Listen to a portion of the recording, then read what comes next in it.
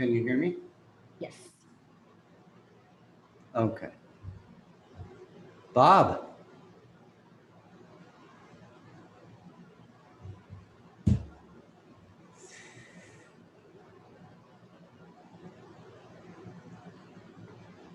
Can you hear us, Bob?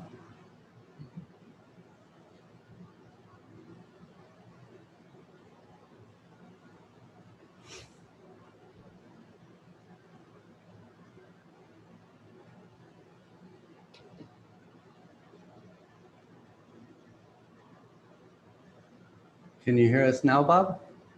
Still not? It doesn't look like on the side, Tom. I can see there's not audio attached yet on his end.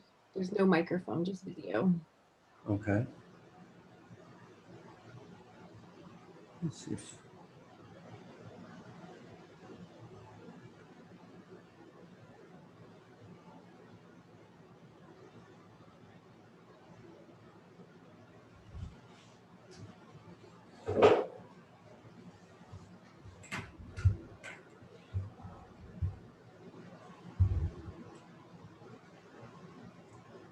Can you hear us at all, Bob?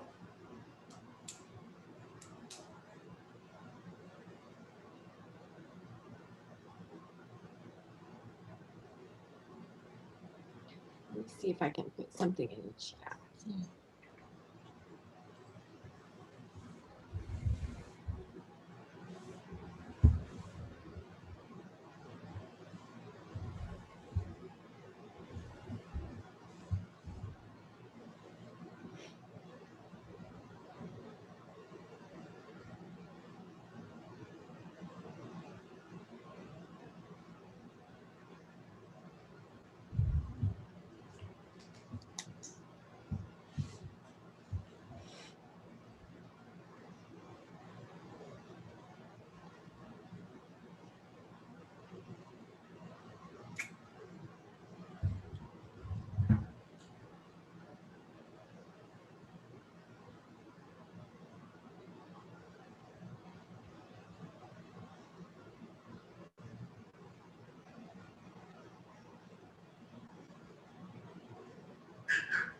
Hey, Bob. Yeah, Lisa and I just had a little bit of a challenge with our speaker as well, but our audio.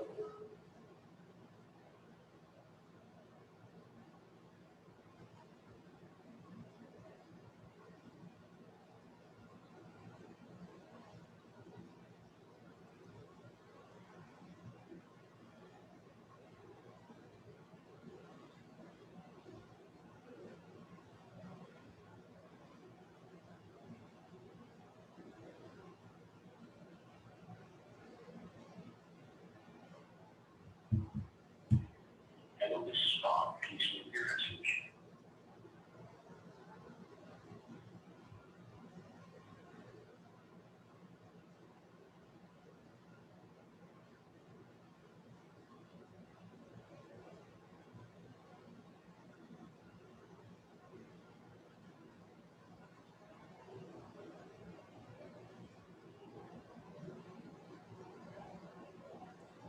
Hey, Bob. Hey, I'm using my daughter's Mac. My audio went out yesterday. I got to take it in for repair on my laptop. Ah. She said to download something here. Oh, okay. Hopefully it'll work in a minute. If not, I can probably just do this from my phone. Okay. No worries. We'll hang tight here. You're okay on time. We'll keep trying. Yep. Okay, we'll see if we can get in there here in just a minute. If I have any more trouble, I'll call you back. Okay, sounds good. Thank you, Bob. Yep. You caught that? Yeah. Yep. Okay.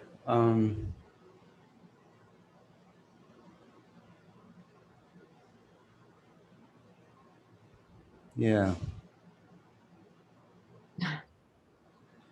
Can't think of anything else that we really need to go over here, so I think we should. If you don't mind just waiting online for a little bit. Nope, no problem.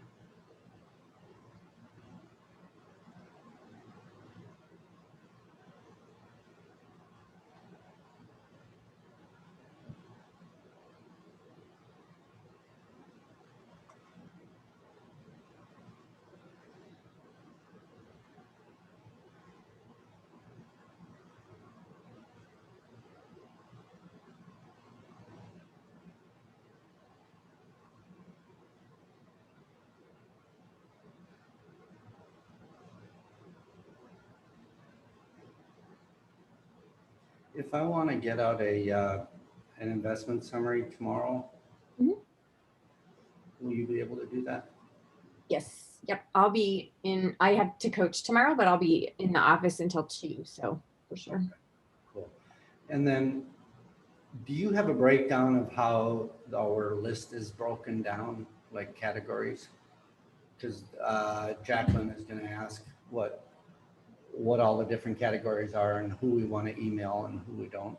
Sure. Yeah. I have they're tagged in there. So it's just one list, but then they have tags on them. So they might have multiple tags. Yes. Got it. Can you send me that tag list? Sure.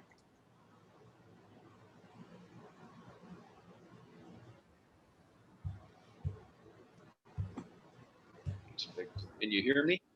Hey, Bob. Hey, Can you hear me okay? sure can. Yep. All right, very good. Sorry for that difficulty. It's crazy.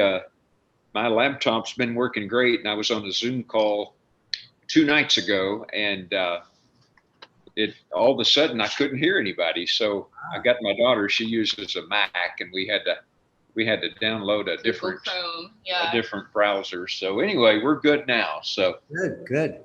Cool. It looks like the streaming is a little bit slow. Do you know if your internet is solid there overall?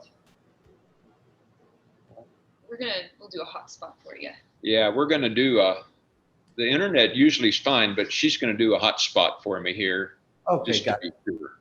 Cool. Yeah, and I shut down all my other programs just in case they want to start using it. Yeah, I think hers is all shut down, isn't it, Alexis?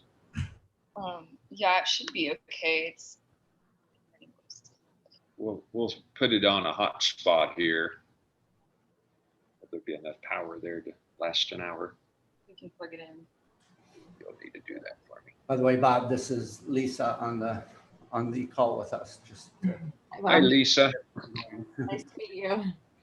Good to meet you there. She's a company engineer. All right. I need the volume up.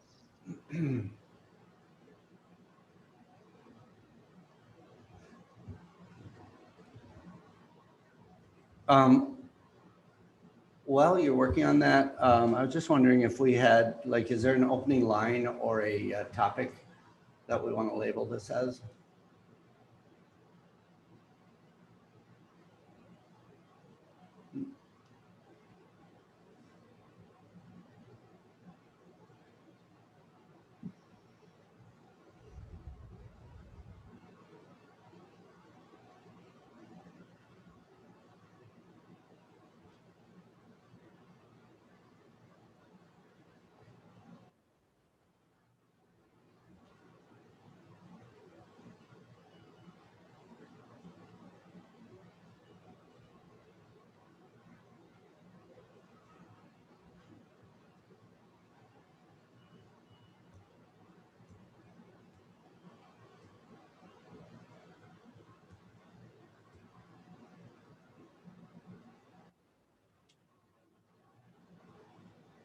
They probably had to reconnect with the.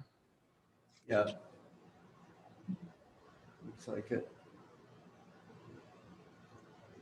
Do I have the ability to record? It's recording already. I mean, to turn it off, and we don't have to worry about it because you can flip it off. Yeah. Yep. I think we have, or we could sign off real quick again too if you wanted to, but I think it automatically records, so I don't think we can stop it. Okay. Please ask host to give you permission to record. So. Am I the host? Let me see if I can make you. I don't think I'm the host, but I'm not the host. Wonder. That's that account. I think it's because I'm not sure what account you're logged in as on your computer. Oh. The Zoom account is under the Tom at Tom Braegelmann. So I'm not sure, if your backend Zoom is logged into a different account, that's probably why. Okay. So should we sign off and sign right back on, or what do you prefer? Or doesn't it matter? I can just cut it. It's fine. It's no big deal. If you don't care, it doesn't matter to me. No, we're about 12 minutes in. Okay, that's easy enough.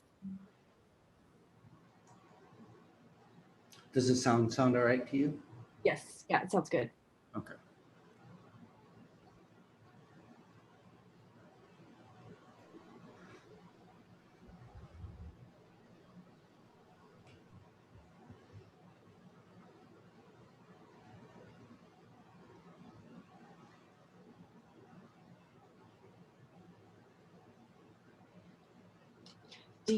Tom, do I need to follow up with Rob with a tool or do you know where that stands?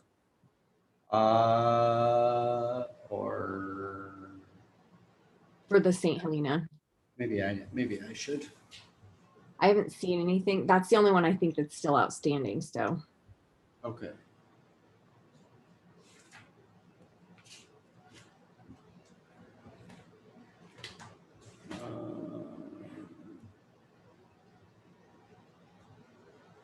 And we're Tuesday.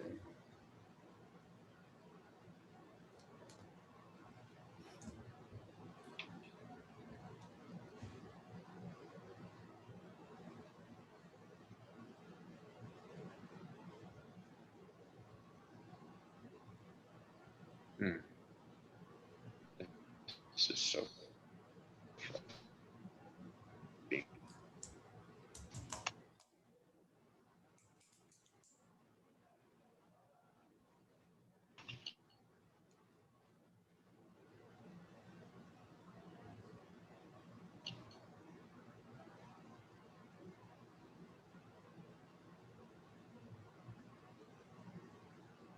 Lisa, if I ever want to wire this hardwired at the office here, Mhm. is there just another adapter that I use that would take it from Yeah, USB? from that Mac port to whatever you need. Yeah. Okay.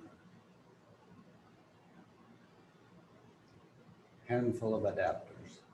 Mac's infamous for that. They like those $50 adapters.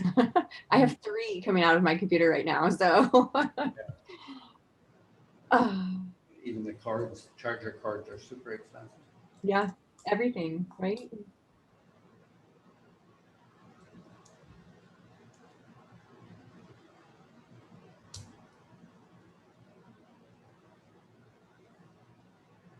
Somehow they keep getting us all sucked in, so I Mhm. guess they're doing A little less collaborative than they could be. yeah. Right? Uh-huh. My daughter bought an Apple Watch last night, and when I drove her to go pick it up, the people waiting outside for their appointment, and there was only like 15 minutes left for the store to be open, and there was probably 15 people. I was like, "You're doing good." Good marketing. Yep. Was it GCA? What is it? Was it 1999? Uh-huh. How's that going, Bob?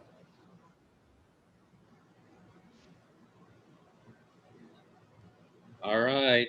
There we go. Sound. Okay, can you hear me? I sure can. All right, I think we did it. I hope. I apologize for the. Oh, no. I do Zoom calls all the time, so I don't know what's going on. I hear you. I It hear must be the new laptop. Yeah, Apple. Blame it on Apple. that's it. That's it. Yeah, Lisa and I piddled around for 20 minutes too before this just to get the speaker, the microphone to work properly. So Oh yes. good. So I think we're all set then, Lisa. I think we're good to go here. If Okay. unless you have anything you want to add in, but I think. I think, yeah, you guys are good. Let me know if you need anything. I'll have my phone. All right. Okay. Have fun. Thanks, Lisa. Yep. Bye-bye. Bye.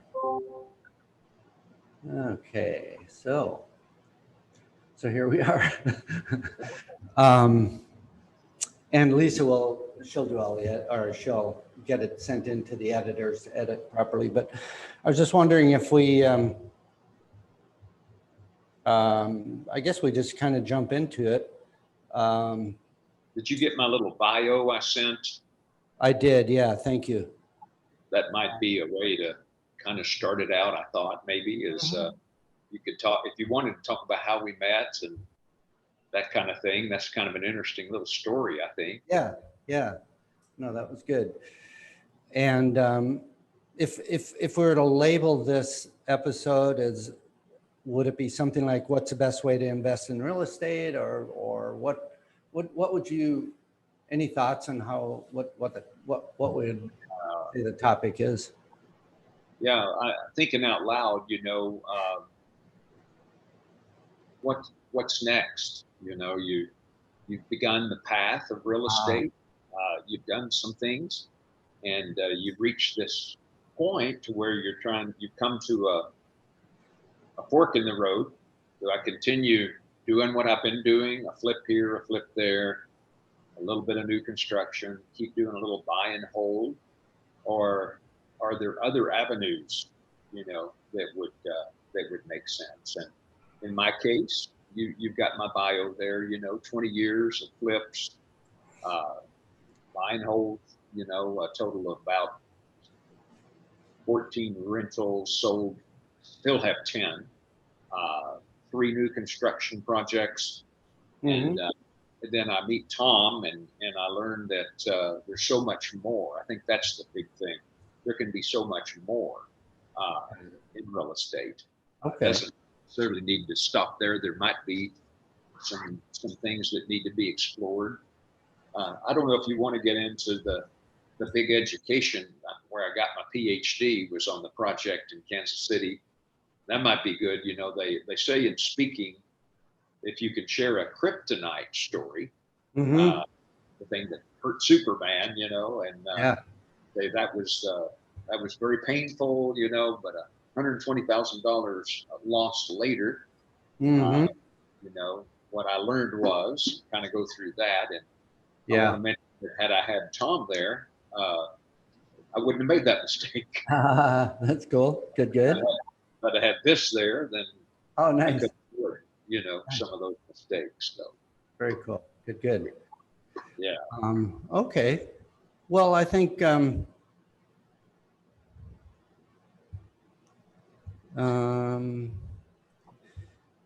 maybe I'll just start out with I'm here with Bob Loudermilk from Oklahoma City, Oklahoma, and Bob is a friend of mine that I met a number of years ago, and we wanted to talk a bit about real estate, about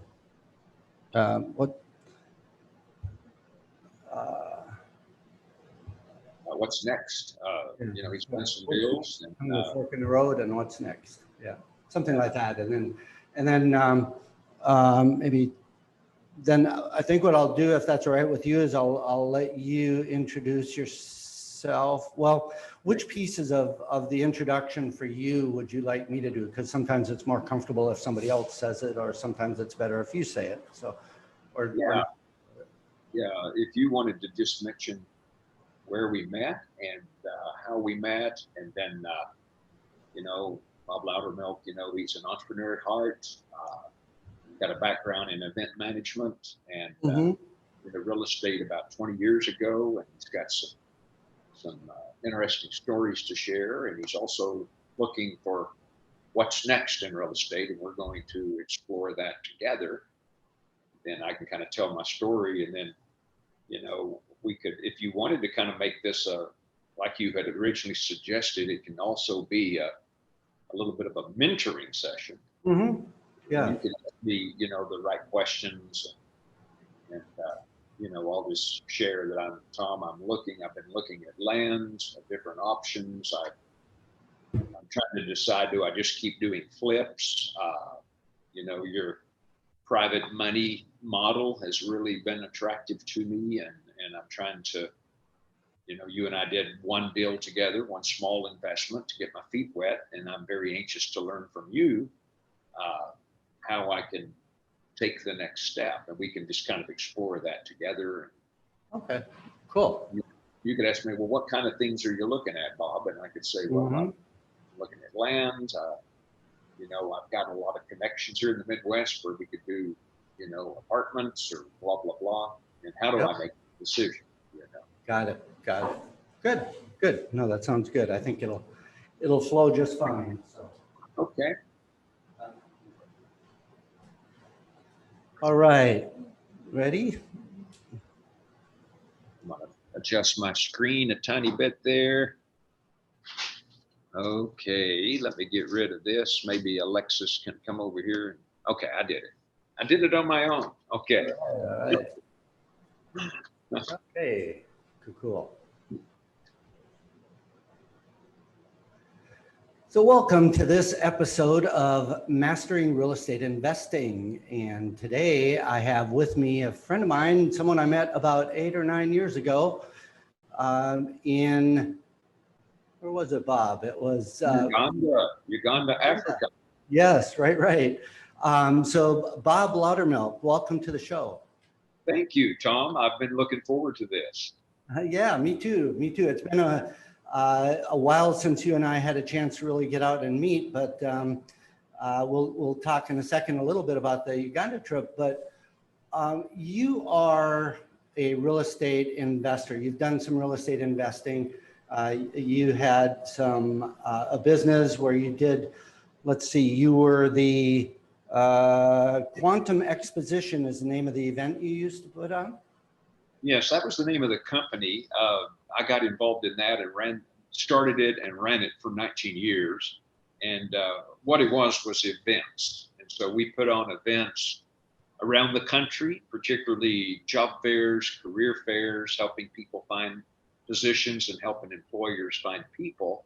And then also we did an entrepreneurship expo. And so that was really neat, but sold it, Tom, about 5 years ago. That was in Wichita, Kansas. And then my family and I moved to Oklahoma City, where my wife is from. And you and I have talked about it briefly, when I got here, I'd sold the company. I'd already passed the age of 55, the magic age. And so I began to explore what's next. And so that's what I've been doing the last few years. Yeah. Bob, do you mind if we start over? Not at all. Okay. I felt like I can't get it out of my head here. So we can start again as many times as we need. Oh, yeah, you can tell I get kind of heady on this stuff, but that's okay. Oh, sure. And if you get any pointers for me, just speak up, because I can change what I'm saying. Yeah, got it. Thank you.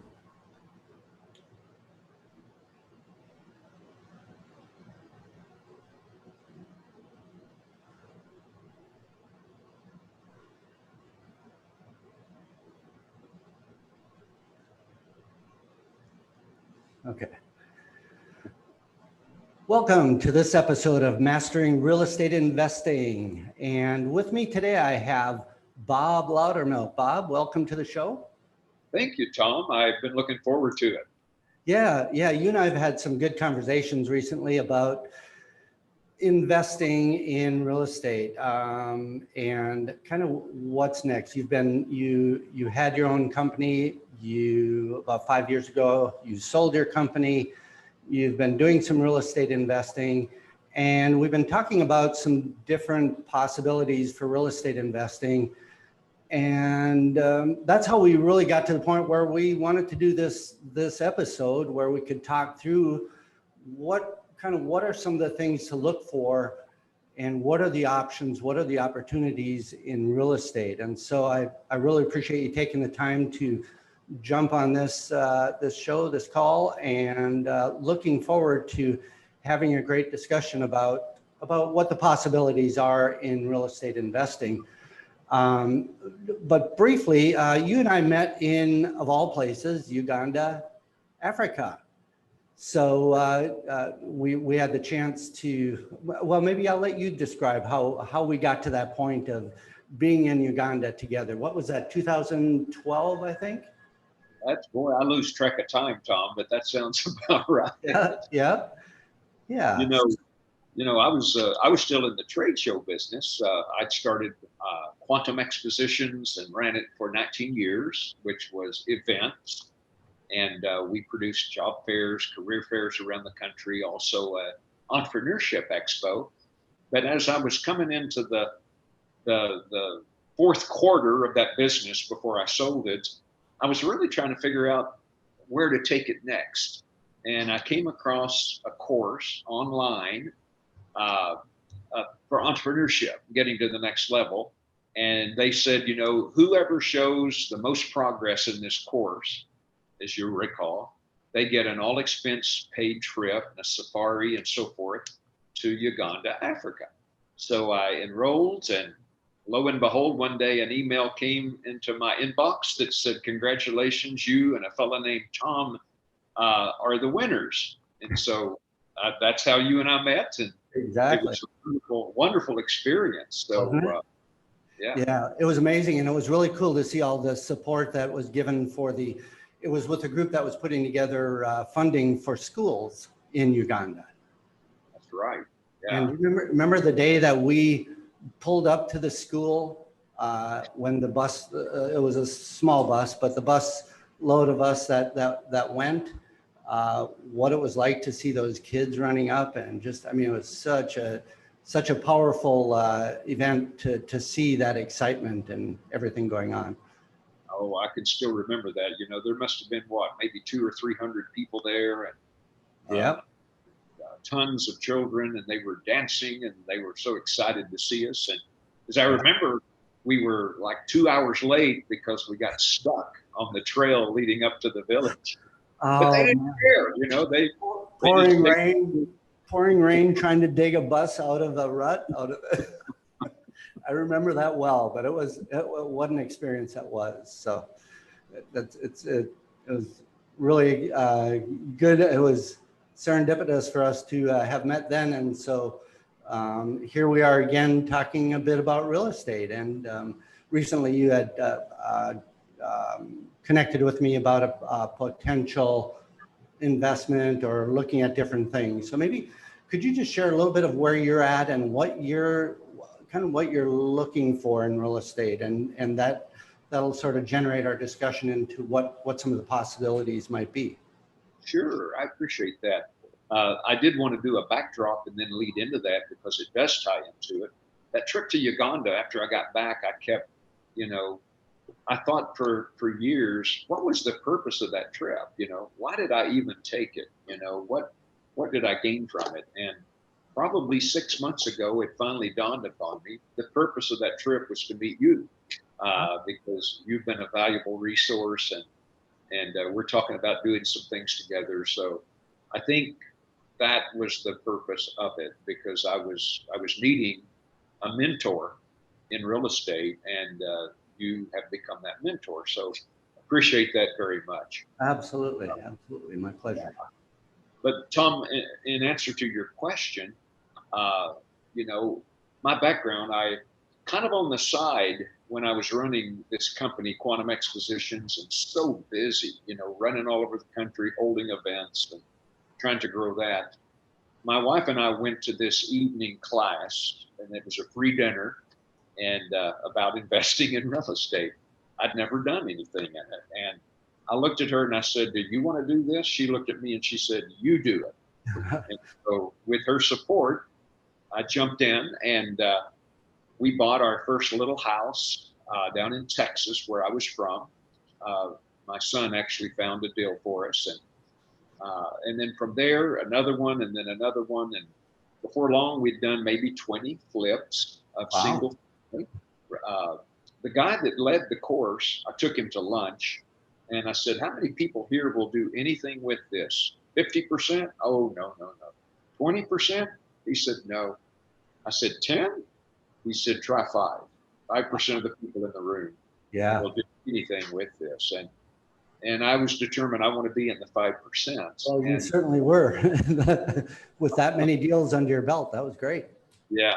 So did that, and then we did, you know, 2 or 3 new constructions, single family, 2 houses and with partners, and then 5 brand new duplexes in an extremely nice neighborhood in Kansas City. And that one was ended up costing me. I didn't make any. I lost $120,000. Oh, We can I circle was back. going to ask you how they all, if they all were profitable, or there's always lessons learned, I'm sure. Oh boy, yeah, that was an expensive lesson, but boy, I learned, you know, more probably in that deal than any other.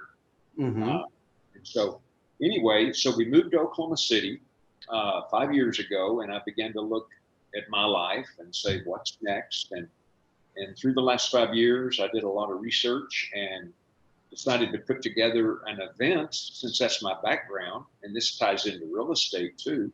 So this fall in October, we're doing what's called Second Half Expo in Oklahoma City. And that'll be for people that are 50 and above. And we'll have vendors and education and entertainment and training. But a piece of that, Tom, is going to be for the people that are still very, very active. They're not done yet. They're just looking for what's next. And this is where you and I've talked about you tying into this event, maybe having you out to speak. Yes. In October. I believe it's October 16th. Mark your calendar, Tom. October 16th. Absolutely. But this will be for people that are trying to figure out, you know, maybe they're in their 50s, 60s, could even be in their 70s, but they want to do something. They realize I'm not ready for a rocking chair. And so that's where I was. And so we moved to Oklahoma City, and we've done 4 flips since we've been here. In fact, we just sold one. That's our 4th one. And but I started thinking, well, what's next? You know, what model do I use? Do I just keep doing single family flips and doing a little bit of rentals? And so that's when I reached out to you, and you were kind enough to get into my hands a copy of your book, which is fantastic, Mastering Real Estate Investing with Private Money. Great. And after reading this book, I realized that there's a lot of options, a lot of different ways I could go. And so I guess what I'm looking for from you is that mentorship to figure out what makes the most sense. Absolutely. Yeah, great. Well, and you had shared that you were looking at some different possibilities, including even land acquisition types of investments. Yes. And yes. Can you tell me how you came to that conclusion that land might be a good option? Well, there's several things going on right now, of course, in our economy and in our country. You know, this is a seller's market. Everybody knows that. Here, as of early April of 2021. In fact, on the flip that we just did, the realtor said you should price it at $249,000. I said, let's try $259,000. And we had 3 or 4 offers, all above the asking price, and Wow. sold it for $264,000. And so that's the crazy market that we're in, and low inventory and that type of thing. So in view of that, I began to think, well, what about land development? You know, what about building homes and that type of thing? And since I have the time and the interest, I got with my realtor, and she set me up where I'm just looking at a lot of different land options. But Tom, I've never done anything like that. So it would require, you know, the idea of what you bring to the table. Got it. Yeah, maybe I can share one of the reasons that I personally like land development as one of the main investment options. We do a lot of that with our company, where we fund projects or we become joint venture partners in the projects. But if you look at a land development, at the land development process in general, I break it down into 3 phases or 3 stages.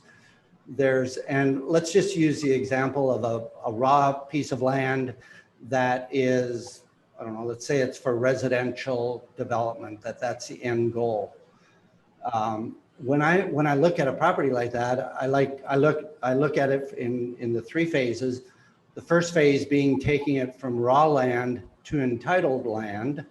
That just means that it now is approved, subject to improvements being done to it, for it to be split up or subdivided into residential lots, for in this example. So that would be the first phase, is getting the entitlements done. The second phase is what we call the horizontal development. That is bringing in all the infrastructure, the roads, curb, gutter, sewer, water, utilities, bringing everything in and doing the horizontal construction portion of it, the infrastructure.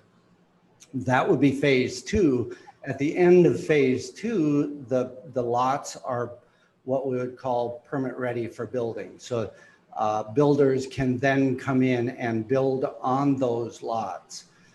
That becomes phase three, which is the vertical construction. So there's the entitlements, horizontal construction of the infrastructure, and then vertical construction of in this case, the residential homes.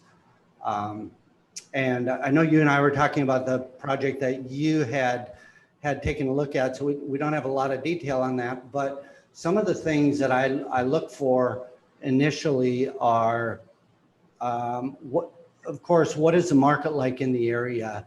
Is the market solid? Is it sound? Does it have a high demand for the residential lots? It can be said that land developers are, I like to look at it, it seems like land developers are either doing really well or they're broke. And what happens too often in cases like that is that there's too much, if things don't go as planned, it's because too much is, there was too much risk that was not mitigated, let's say it that way. And by breaking it down into those three phases, those three stages, they can all be short enough periods where if each stage or phase stands alone and is sustainable on its own, it allows a person to get in and get out quick enough in case the market does start to turn. If without that sort of separation of the three stages, it can end up being an 8 or 9, 6, 7, 8 year process to get all the way through it. And the one thing about real estate, my experience having done it for well over 30 years, is that there's always a way to make money in real estate. You just need to be able to change with the markets as the markets change. And by keeping it into three phases, like I just mentioned, that's going to be one of the best ways to mitigate those risks. And so, any thoughts from this point? Well, I'm taking a few notes because I love some of your one-liners, and that's a good one that I wrote down. There's always money to be made in real estate. Change with the market as the market changes, and boy, isn't that a commentary on society? Many of us, we don't like change, and we enter a deal and we get focused on how it's supposed to go, and then maybe don't have flexibility. So don't you think that's probably where mentorship for people would be very helpful? You know, you go to these courses and they give you this boatload of information and education, but who's mentoring you after it's all over? Yeah. And I think that's one of the things you offer, right? Is that you don't just offer education, but you offer mentorship with the people that you work with. Is that correct? Yeah, we don't, I haven't set up a structured mentoring program yet. Mostly what I do, let me just talk a second about the book that I wrote. The book I wrote was written as though I was writing to myself 30 years ago when I started out in the business, or writing to my son who was just starting out in the real estate business now too. And my goal with it is to show a number of different ways of being able to get into real estate without having to have a lot of money, or if somebody has money, how they can team up with what I call the active investor and the passive investor. And so my goal with the book was to show both sides, the active investor with the deal and the passive investor with the money, exactly how to do the deal themselves without the need for me, without the need for the bank, without the need for any middleman, so they can go out and do that. So that, I guess, would be the closest thing that I would have to any sort of formal mentoring that we do up to this point. I think at some point we're going to do some more joint venture type structures, but and we have been doing several of those where we joint venture with investors who want to team up and get into projects. But I would just say one of the biggest lessons I got to learn, and that I've seen over the years over and over again, is how important it is to team up with someone who's already done the work, who knows the ropes, who's had a lot of who's made mistakes. Because if we can learn from other people's mistakes and not have to go through all of them ourselves, it's not only the heartache and the pain on the wallet, but it's a lot of time that gets wasted when mistakes are made. And when we can learn from what others do, it's just going to be so much more solid. You just can avoid so many mistakes and pitfalls. So yeah, I'm not sure if I answered your question totally, but that's great. And I think you're providing the mentorship through your book. And then also when people work with you, just that knowledge and experience when they invest with you. So, that's mentorship in itself. And yeah, that's a good point. Yeah, I didn't even think of it from that perspective. We've got, I don't know, 350 investors that invest with us. So I guess in a way that might be considered a mentorship. We don't charge anything for it. They just invest with us, and then they team up with us, and then they get their return on investment. So I stand corrected on that one, I guess. Thank you. Well, yeah, and I know you and we didn't talk about, the marketing side of what I do, but I know you and I are talking about some of that we want to, take you from where you are right now with your book and so forth, and create a course and training and some exciting things. But yeah, that's another interview, right? Yeah, no, I'm excited for that. As nervous as I may get on stage or in front of people or things like this, it's really rewarding to be able to see the results of investments that go well, of teams that work together well, of collaborative joint venture type of structures where, there's just so much available and so much out there where if we all just work together and create that alignment of interest where everybody can win, it doesn't have to be that difficult. It can be done, and it can be a lot of fun too. That's one of the things that really stood out to me in your book, that mindset of abundance as opposed to scarcity,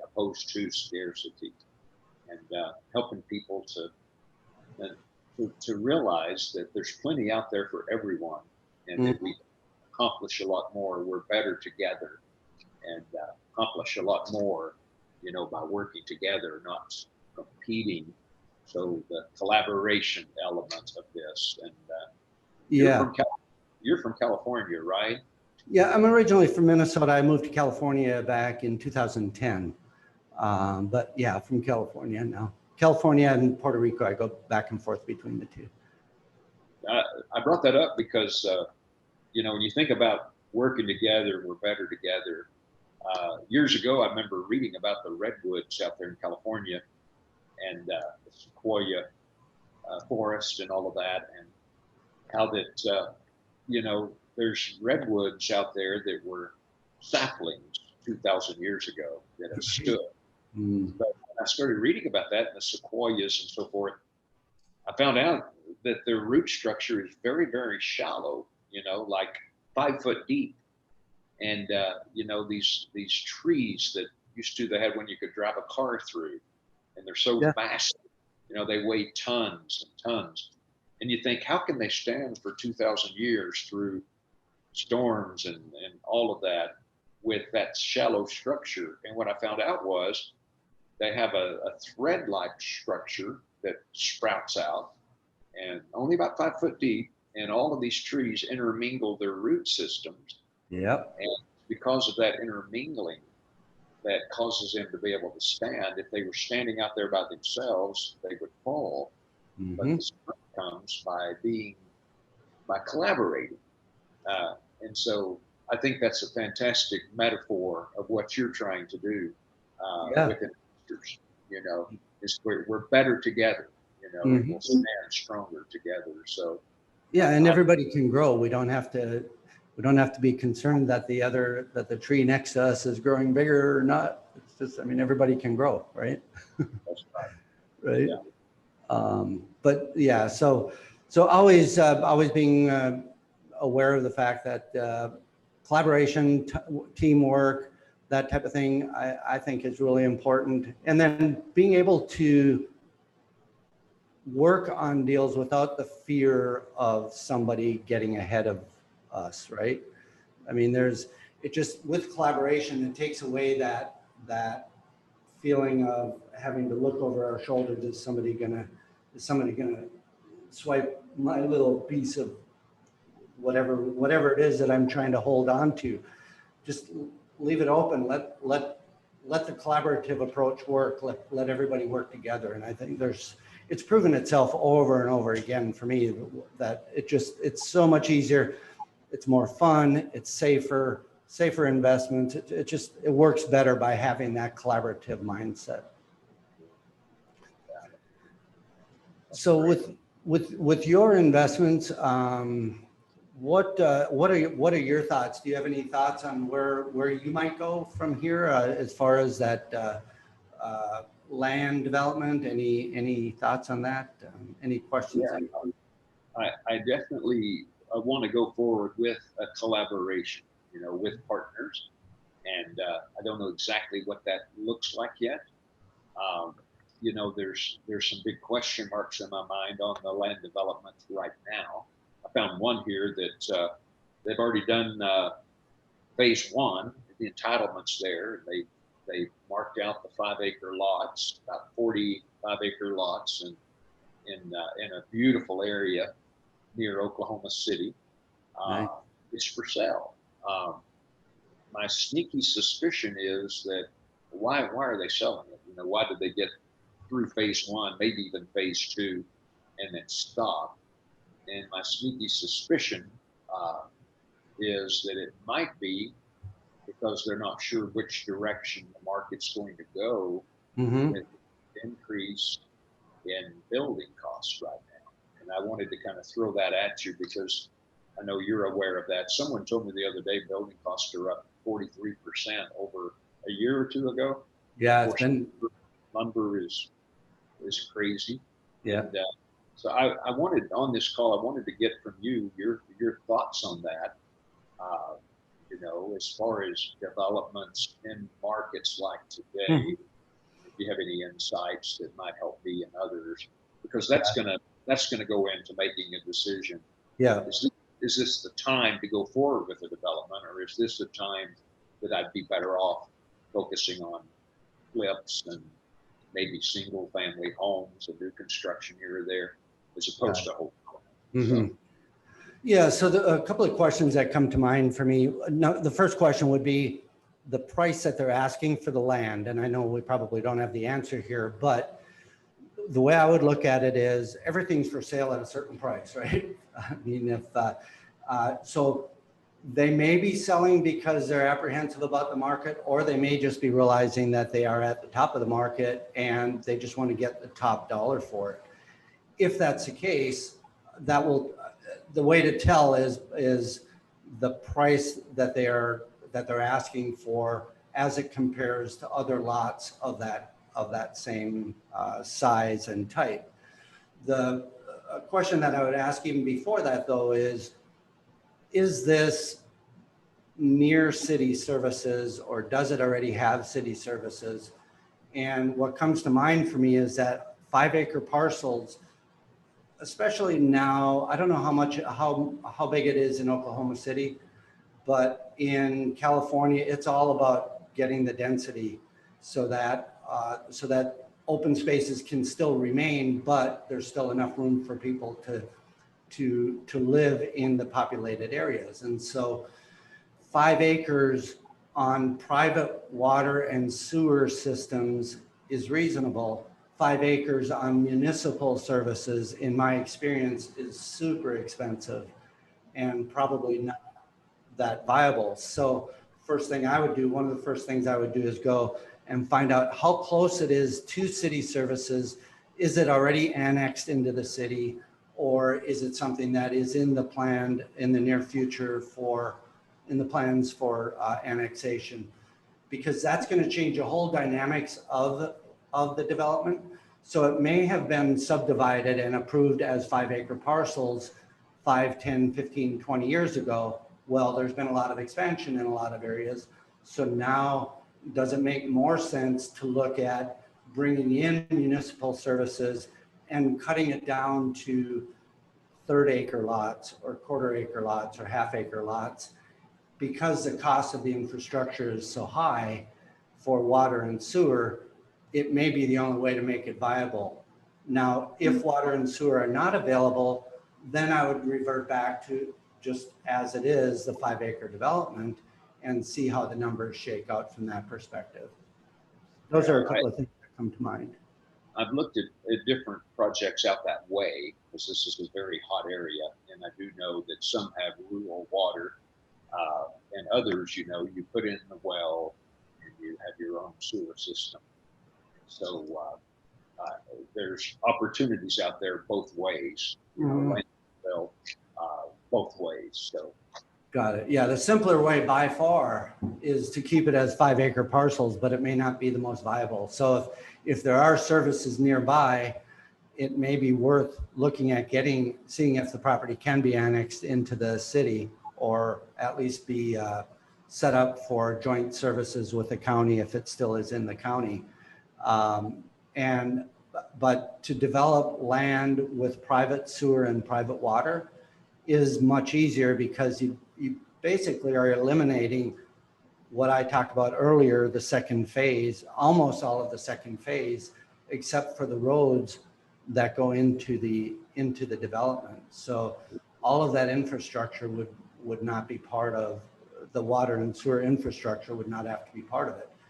And so it makes it easier to run the numbers if you know that services are not available, because it's a whole set of numbers that you don't have to run, because you just know what a private water and sewer system will cost.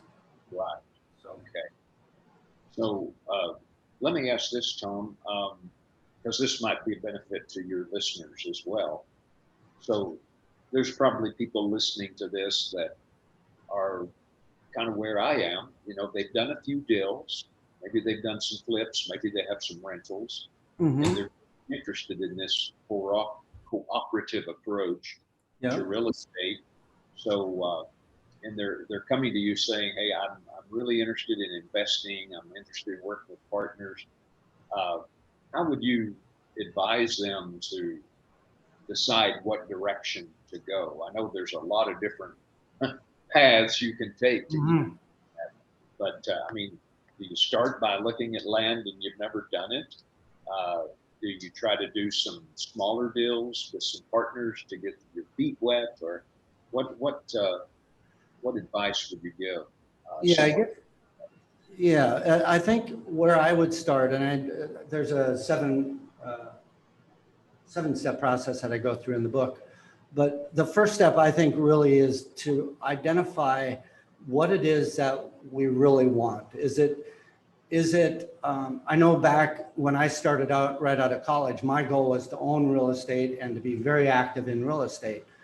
That was my life then. Right now, my life is more of, I'd rather have it be more passive, where I'm not out there doing the work, doing the fix and flips, doing the new construction myself, but where I'm working with other people. And so how active do I want to be in the business would be a really key question.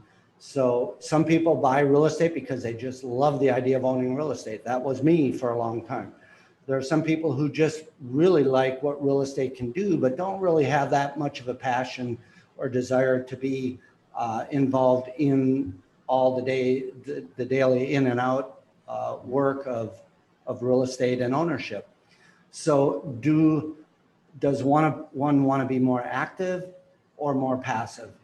If it's more passive, then is monthly income more important, or is longer term gains more important?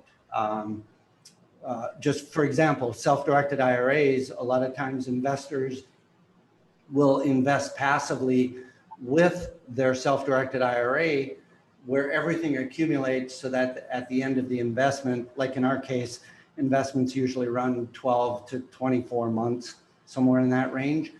It just, everything accrues and it all gets paid out at the back end. So you can sometimes get a little bit higher return on investment by letting it all accrue to the back end. So there are a number of different things. How active do we want to be? Do we want monthly cash flow? Do we like that mailbox check? Or are we looking for maybe a little bit higher return where it's all paid at the end? I like the idea of shorter term investments. That's pretty much all we do, is shorter term investments where it's 12 to 24 months. Sometimes they go longer. But the goal is, the reason I like that is, again, because of the flexibility. If the market changes, if things shift in the market, if we're not tied into a 6 or 7 or 8 or 10-year plan, we can have flexibility of rolling into something different as we go. So those are a few things I would look for. How active we want to be, whether we want monthly income, whether we're looking for longer term, maybe a little bit higher gains. Those are the types of things that typically are looked at first. So someone, in case someone's listening and they're interested in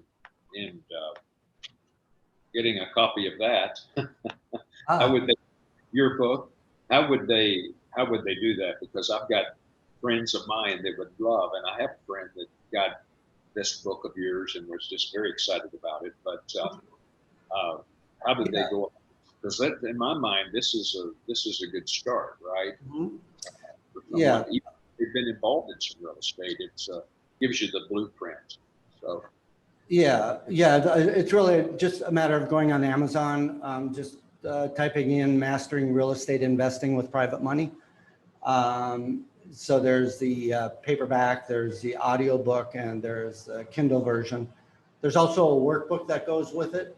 The workbook is really just to take people through the steps that we talk about in the book. But yeah, it's as simple as going on Amazon and getting it. And yeah, love to hear feedback on it. If someone is looking to be a passive investor, it's a lot of information.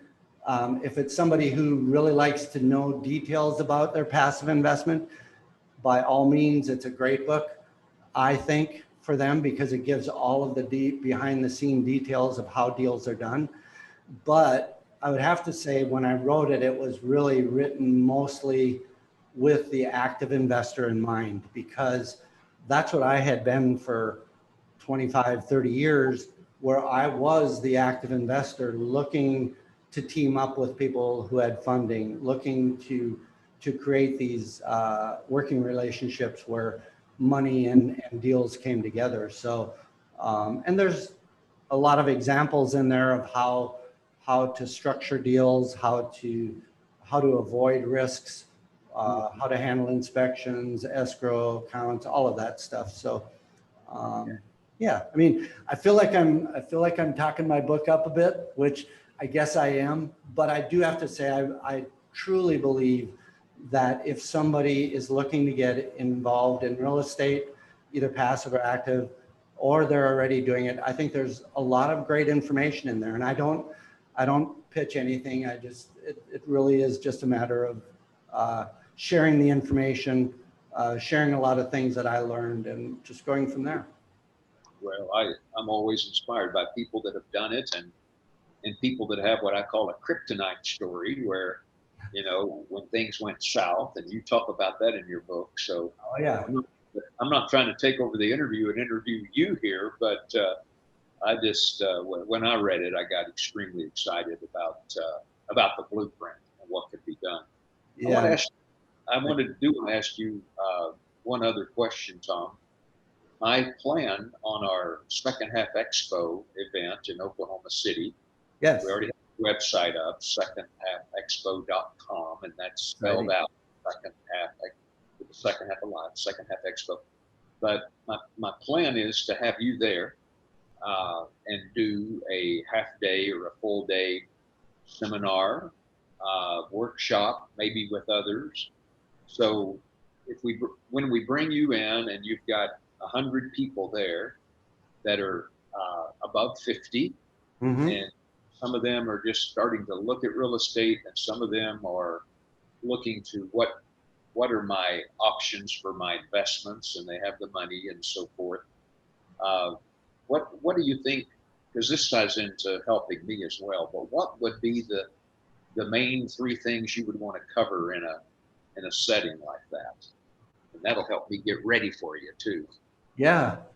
Well, I think one of the big ones for me is for people to identify what it is that they really want to start at the highest level, what they want out of life.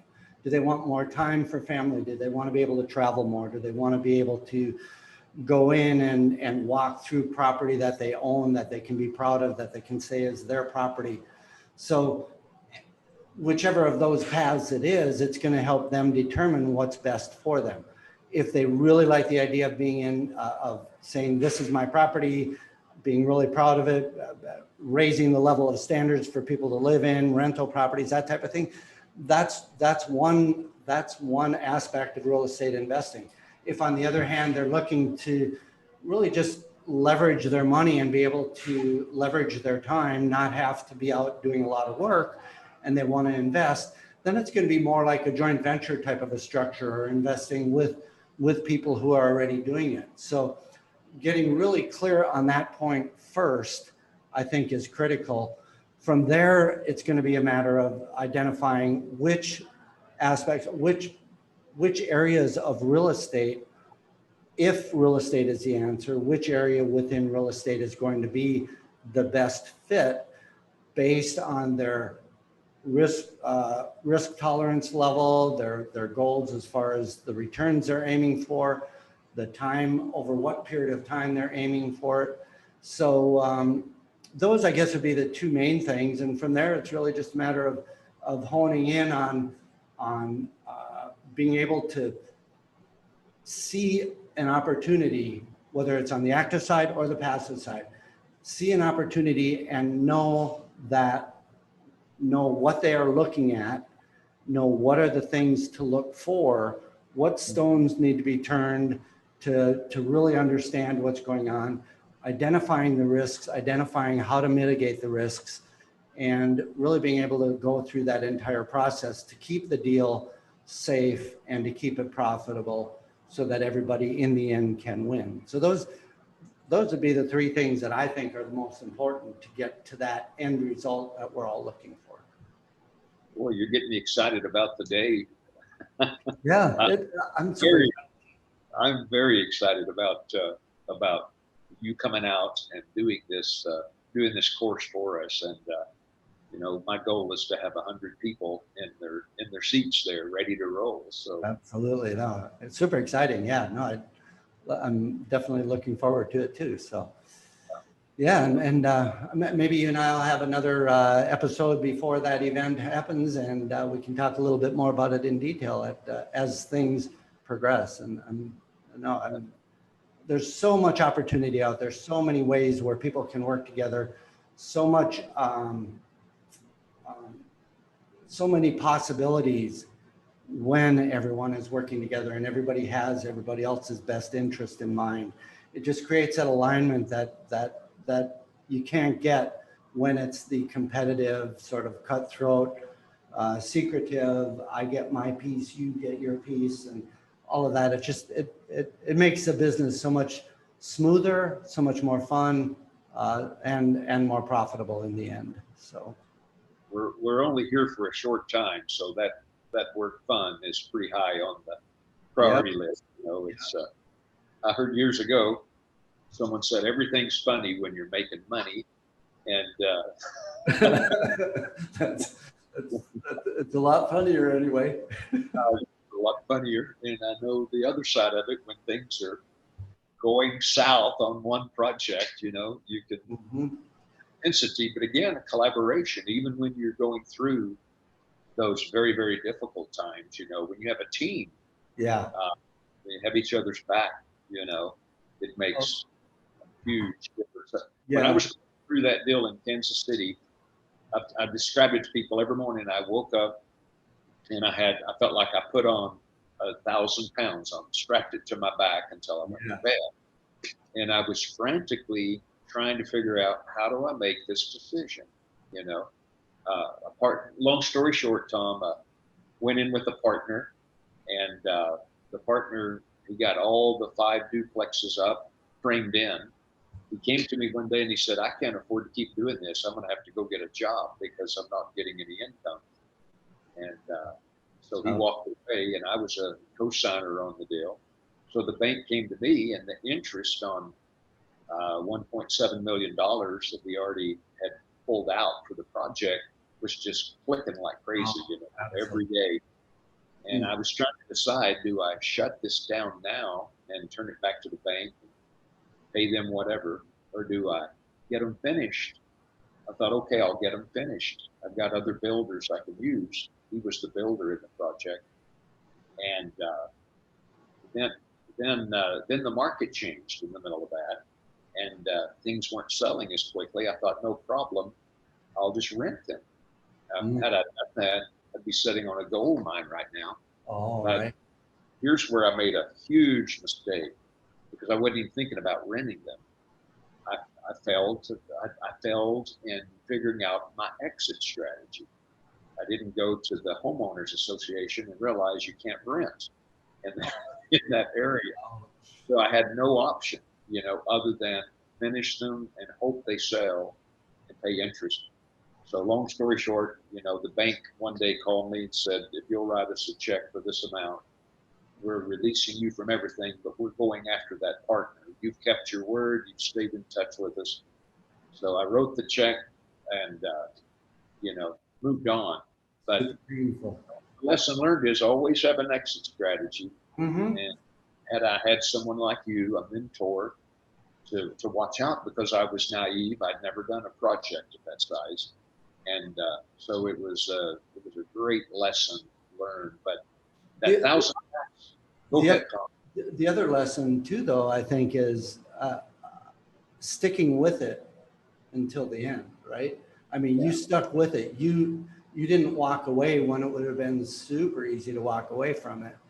You stuck it out. You worked with the bank. You worked with them, and it paid off in a way that at least they didn't come after you for it, right? That's right. Well, I can sleep better at night when I treat people. Yeah. No, there's a lot of lessons learned in life. Sometimes when we're going through them, we sure can't figure out why we're going through them. But in the end, it usually shows itself pretty clear what the outcome is. So I was going to say the other thing in the middle of all of that, with that 1,000 pounds on your back every day, is I was searching for someone that could be a mentor or help me make the best decision. And I think, again, back to what you do and your team does, to have that team approach, you'd be sharing 1,000 pounds amongst as a one person. So again, the collaboration method that you do speaks very loudly to me, having experience trying to go it alone. So, thank you. No, this has been great. I appreciate you taking the time to have this discussion. And if anybody has any desire to reach out to you, do you want to share any contact information for yourself?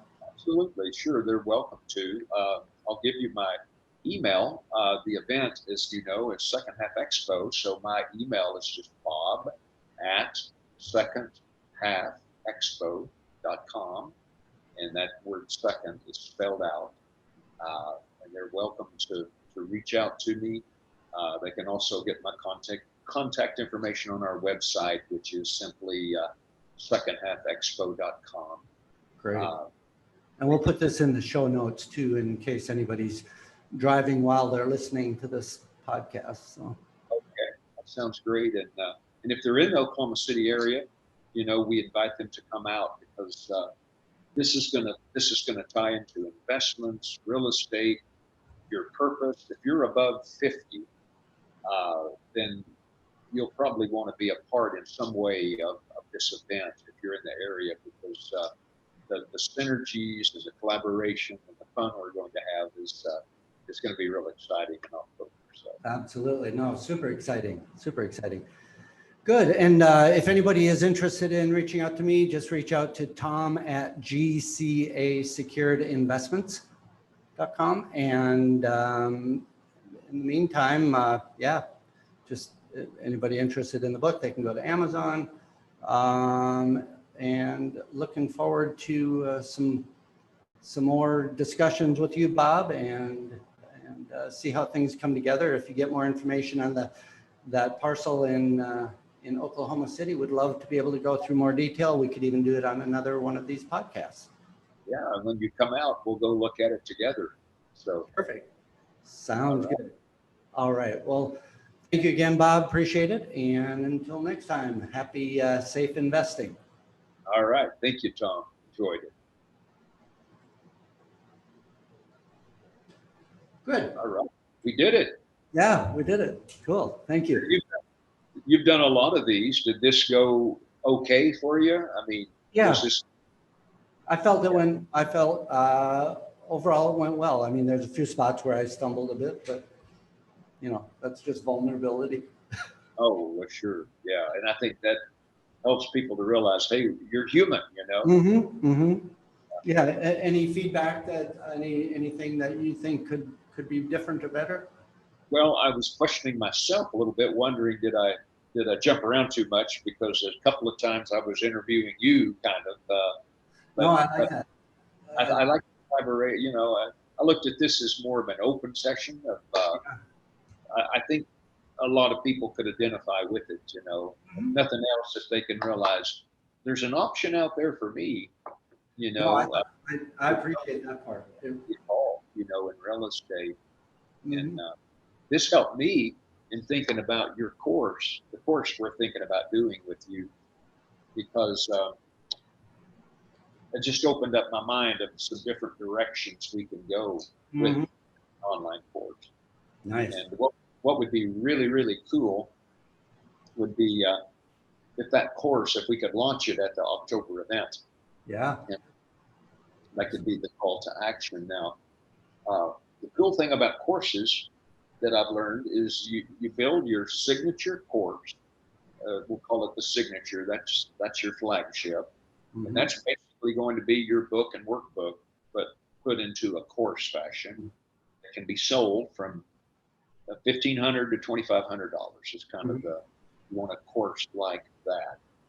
And then you have webinars and all that drive people to the course.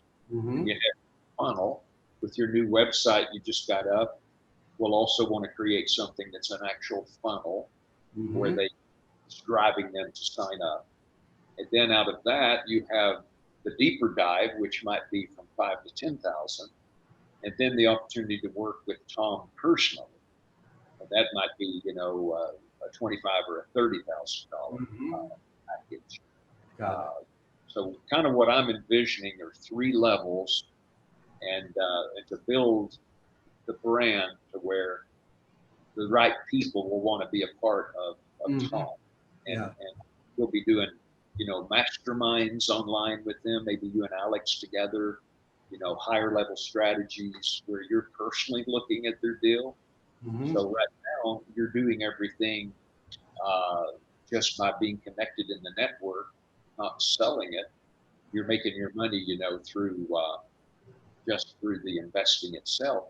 Mhm. But if it resonates well with you, I think there's an opportunity to build what we'll call a mastermind, Mhm. where if they're a part of that, they're paying, a premium for it and getting your expertise one-on-one. So, Yeah. No, very cool. and I have a suspicion that your personality, you need someone to kind of promote that, because you're not a self-promoter, which Right. I appreciate that about you. Thanks, You yeah. know, it's easier for someone else to blow your horn than you to blow it yourself. Yeah. Well, and that's why I really appreciate the way that you handled this interview as well. It was you were able to draw some things out and make some points that normally I wouldn't have been able to do that. So thank you. Yeah, you're welcome. And what I do is, when you're leaving a thumbs up on a comment, you can leave a thumbs up, a heart, or an exclamation mark. And I was leaving some exclamation marks on Tom. Hey, that's an exclamation mark. Good. That's good. Sweet. Yeah. Thank you. Thank you. No, this is good. I'm super excited. What was it? Did you say October 19th? It's on a Saturday. Let me double check the date. I think it's the 16th, and I'm waiting to put a hard confirm on it. I've got to. It's open that date, and we were looking at 2 or 3 different dates. But the date that I'm looking at is Saturday, October 16th. So what I'm envisioning is maybe doing the workshop above 50 day on Friday. I think that'd be maybe a better day than a Saturday.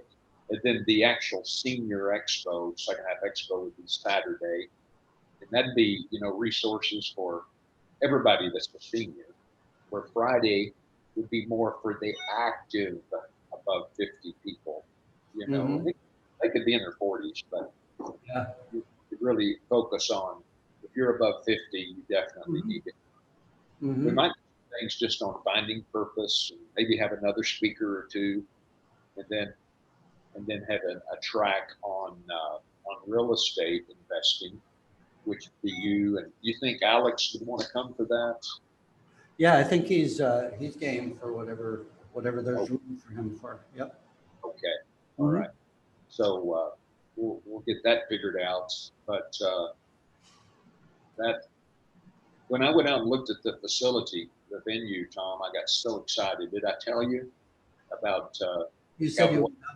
Yeah. Cowboy Hall? It is the neatest museum.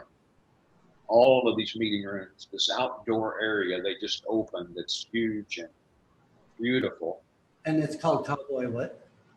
It's called the Cowboy Hall of Fame. Okay.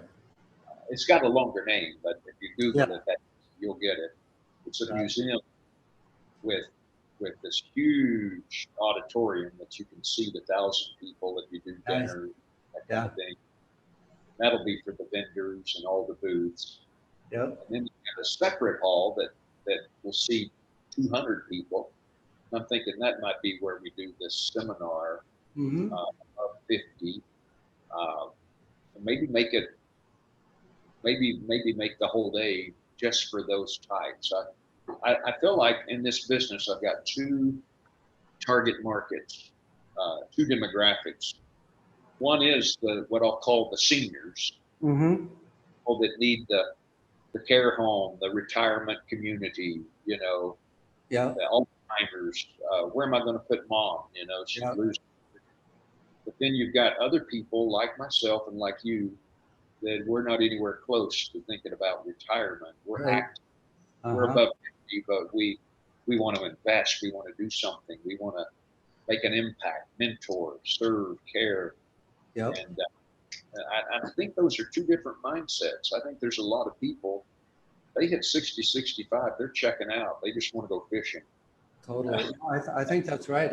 I think I would even say then, and this came up a little bit with Alex on the call the other day, was the third piece of it is that if part of the goal, and I don't know that that's part of this event, but if part of the goal of the second half is to be able to teach people who aren't quite on their second half yet, or to mentor them or to help them, then that's even another audience, right? It's like before 50 to 65, we'll say, and then 65 and older. So it's almost like three areas.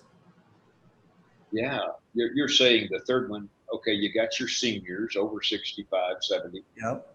You got your people that I described, 50, 65, right in that age group, very active. And what the third group would be, the younger than 50, maybe? Is that what you're saying? Or Yeah, but just based on the discussions, and I wasn't sure exactly where it was going when Alex and you and I were on the call, but there was discussion about helping.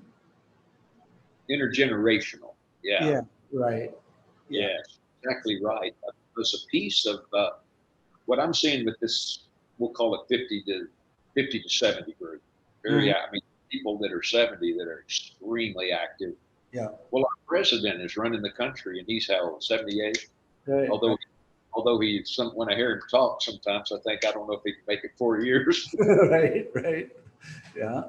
He starts to use it a little bit, but anyway, but part of the 50s, 60s, like you just said, is, I look at three things mainly.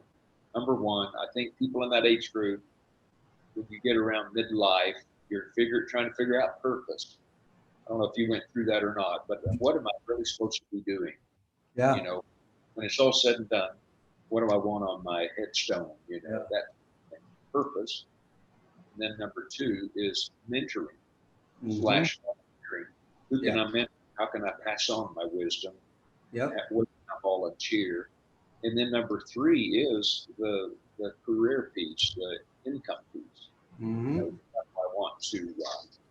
don't want to invest my time and my money, my wealth. Do I still want to create wealth? And that ties in because of the tsunami that's coming, because of 10,000 baby boomers turning 65 every month.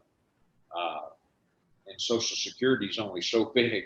Yeah. We'd be looking at other alternative ways to create wealth. And rely on Social Security, even if it doesn't go away, we can't rely on. Right. So that's kind of what I'm thinking. You're right. Mentoring the next generation is a big piece. Yeah. So we may have people come that are below 50 that want to be mentored. So we won't exclude anybody, but we'll kind of focus in on the 50 plus. Yeah. Cool. Yeah. Exciting. Well, as you're progressing on any of this, make sure you let me know if there's anything I can do to help out. Thank you. I definitely will. We'll need to work together as we create this and what the day is going to look like and kind of thing.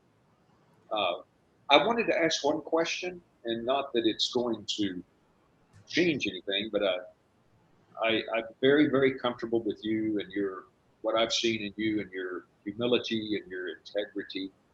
And Alex, I don't know him nearly as well, but from the conversation, but I think you know me well enough. I'm faith-based, background in ministry. I don't go around preaching to people. Yep. Like that, but I try to let my light shine. But if you don't mind me just asking, your value system when it comes to faith, just so we kind of know each other on that level. Do you have any thoughts on that, on the faith side of things, or? So I'm actually kind of going through a little bit of a discovery process myself, right, with where I'm at in the realm of spirituality. I was raised Roman Catholic, and so I have a little bit of baggage, I would say, as it relates to religion and that type of thing. But from a spiritual perspective, I'm definitely feeling the calling to get deeper into that. I do consider, how would I answer it other than to say I don't consider myself to be religious in the religion format, but I consider myself to be spiritual. Okay. Believer in God? In a God, well, I believe that God is within all of us. I believe we are the energy. We are the energy of God. I think all of us are. And I think that we have a lot to learn, or I do anyway, as far as being able to tap into that and be part of that. The part that the biggest, well, probably the only challenge that I have with it is the man-made rules around religion that cause some anxiety for me. So I get to work my way through that still, Sure. but I don't know if that answers it or not, or if it can get a sense. I hope you don't mind my asking or feel like I'm trying to pry or. No, I'm fine. But I like to know values are aligned, and I think from what I see in you, as far as honesty, integrity, morals, that kind of thing, I wouldn't want to strap myself to someone that doesn't value those things. Yeah, no, definitely, I do, and Or you're on a call and they use the F word.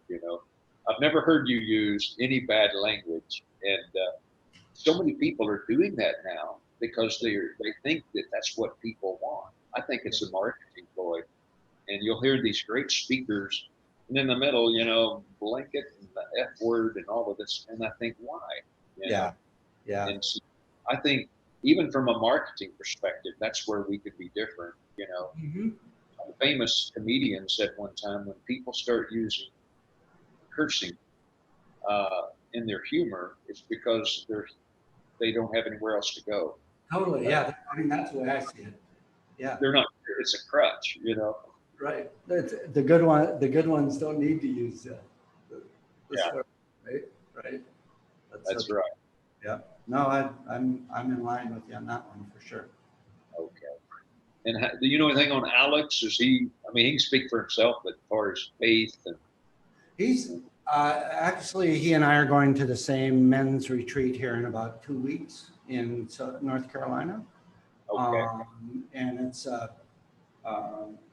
actually, I can send you the information on, but Isis is a woman that she bases her teachings around the Course in Miracles, the basis. And so he and his significant other are close followers of her, and I've followed her for a couple of years now, and she is the one that is sort of leading the men's retreat in Raleigh in a couple of weeks now. So, but yeah.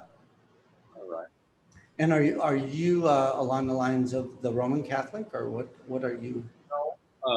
No, I'm with the Church of Christ, and which is not Catholic or anything like that, but the whole foundation of it is just taking the Bible and realizing it's not a bunch of rules and regulations, but it's we were talking about the blueprint in your book. It's the Mhm. blueprint.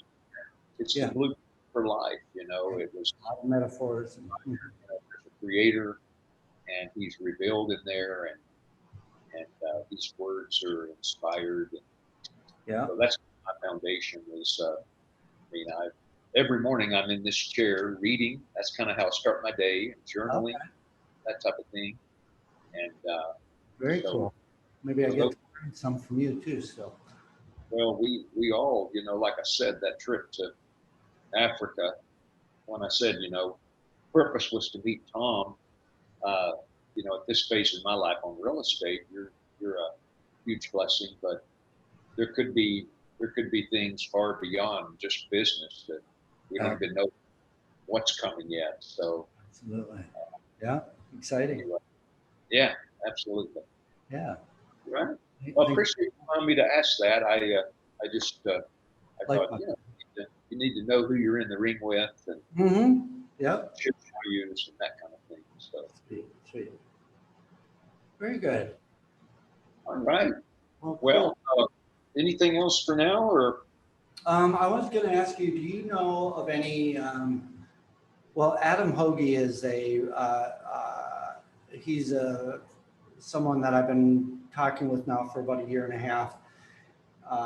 He helps people write books. I don't need to write a book anymore, but he has been talking about putting on some sort of an event, and similar to what you are talking about. And so at some point here, I'd like to make the introduction. But what he was looking, he asked me if I knew anybody that would have a line on an affiliate marketing manager, somebody who could do affiliate marketing management.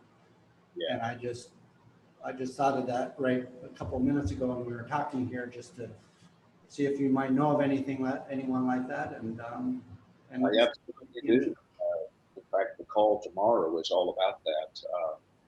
Tons of people that we call them JV partners, joint venture partners, which includes the affiliate marketing and all of those things. And so I'd be very happy to talk with him and get him in touch with that people. So.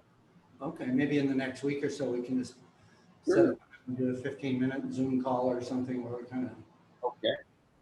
share and figure out what, I don't know. It might be worth an introduction anyways.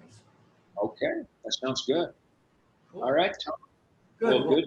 Thank you, Bob. Good. Great talking. And, Send me the link when it's live. We fun to watch. for sure we'll do. Okay. Take care, Bob. Okay. Take care. Bye-bye.